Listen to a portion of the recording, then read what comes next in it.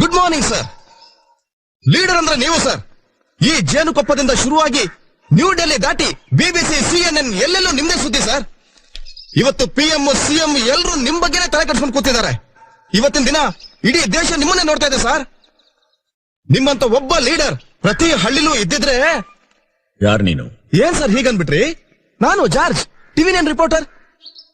ಈ ಊರಿಗೆ ಎಷ್ಟು ಸಲ ಬಂದಿದ್ದೀನಿ ಅಂದ್ರೆ ಎಲ್ರು ನನ್ನ ಈ ಊರವನೇ ಅನ್ಕೊಂಡ್ಬಿಟ್ಟಿದ್ದಾರೆ ಸರ್. ನಿಮ್ಮ ಸ್ಟೇಟ್ಮೆಂಟ್ ಫಸ್ಟ್ ರಿಪೋರ್ಟ್ ಮಾಡಿದವನು ನಾನೇ. ನಿಮ್ಗೆ ಮೀಡಿಯಾ ಹೈಪ್ ಕೊಟ್ಟವನು ನಾನೇ ಸಾರ್. ನಿಮ್ ಪಬ್ಲಿಸಿಟಿ ನೋಡ್ಕೊಳ್ತಿರೋ PRO ನಾನು ಸರ್. ಪಬ್ಲಿಸಿಟಿ ಸ್ಟೆಂಟ್ಗೋಸ್ಕರ ನಾನು ಇದನ್ನೆಲ್ಲ ಮಾಡ್ತಿಲ್ಲ. ಹಳ್ಳಿಲಿ ಹುಟ್ಟಿದ ಮನುಷ್ಯ ತನ್ನ ಹಳ್ಳಿಗೆ ಏನೇನ್ ಮಾಡಬೇಕೋ ಅದನ್ನೇ ನಾನು ಮಾಡ್ತಾ ಇದ್ದೀನಿ. ಬಂದ್ ವಿಷಯ ಹೇಳು ಸರ್. ತುಂಬಾ ಇಂಪಾರ್ಟೆಂಟ್ ಆದ 2 ವಿಷಯ ಇದೆ. ಮೊದಲನೇದು, ಈ ಗಣಿಗಾರಿಕೆ ಹಿಂದೆ ಕೋಟ್ಯಾಂತರ ರೂಪಾಯಿ ಭ್ರಷ್ಟಾಚಾರ ನಡೆದಿದೆ. CM ಒಬ್ಬರೇ ಅಲ್ಲ, ವಿರೋಧ ಪಕ್ಷದವರು ಸಹ ಇನ್ವಾಲ್ವ್ ಆಗಿದ್ದಾರೆ. ಮೈನಿಂಗ್ ಲೈಸೆನ್ಸ್ ಪಡಿಬೇಕು ಅಂತ MNCಗಳು ಎಲ್ಲ ಮಂತ್ರಿಗಳಿಗೂ ಚೆನ್ನಾಗಿ ತಿಳಿಸಿದ್ದಾರೆ. ಇದು ಇಡೀ ಪ್ರಪಂಚಕ್ಕೆ ಗೊತ್ತಿರೋ ವಿಷಯ. ನೀನ್ ಹೇಳ್ಬೇಕು ಅಂತಿರೋ ಇಂಪಾರ್ಟೆಂಟ್ ಆದ 2ನೇ ವಿಷಯ ಇದೆಯಲ್ಲ, ಅದನ್ನ ಹೇಳು. ಮೊದಲನೇ ವಿಷಯನ ಇನ್ನೇನು ಮುಗಿಸ್ಬಿಡ್ತೀನಿ ಸರ್.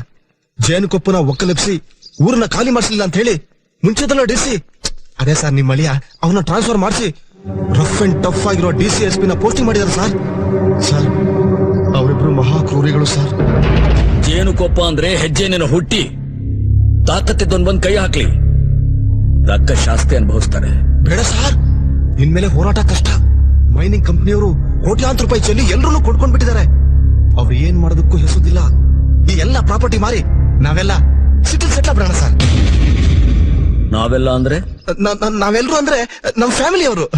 ನೀವು, ಕನಕಮ್ಮ, ಜಾಜಿ, ಮಲ್ಲಿಕಾ, ಎಲ್ರು. ನೀನ್ ಯಾವಾಗ ನಮ್ ಫ್ಯಾಮಿಲಿ ಅವನದೇ? ಅದೇ ಸರ್ ನಾನು ಹೇಳ್ಬೇಕಂತದ್ದು 2ನೇ ಇಂಪಾರ್ಟೆಂಟ್ ವಿಷಯ ಸರ್. ನಾನು ಜಾಜಿ ಪ್ರೀತಿ ಮಾಡ್ತಾ ಇದ್ದೀವಿ. ಬರೋ ಭಾನುವಾರ ನಮ್ ಚರ್ಚಲ್ಲಿ ಮದ್ವೆ ಆಗ್ತಿದೀವಿ.